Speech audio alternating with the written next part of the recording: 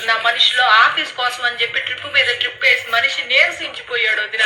అందుకే ఈ దేశంలోనే అదేదో ఊరమ్మా, గోవా గోవా వెళ్తున్నాడు ఈ మధ్యన. ఆ ఊరు కంటే ఈ ఊరు ప్రయాణం సులువుట. చిటుకు చిటుకుమంటూ వెళ్తాడు వదిన. లగేజ్ కూడా పెద్దగా ఏం ఉండదు వదిన. 2 నిక్కర్లు పట్టుకెళ్తాడు. నిక్కర్లు ఏందయ్యా అంటే ఫార్నాలతో మీటింగ్ రాజ్యం, మామూలు విషయం కాదు, ఫ్యాషన్ గా ఉండాలంటాడు. ఫ్యాషన్ ఫ్యాషన్ అని అల్లాడిపోతా ఉంటాడు మనిషి. ఆ ఊరు వెళ్ళేటప్పటికి ఒక్కసారి కూడా ఫోన్ కలవదు వదిన. ఎప్పుడు చూసినా స్విచ్ ఆఫ్ అని వస్తుంది. ఏందండి స్విచ్ ఆఫ్ అంటే?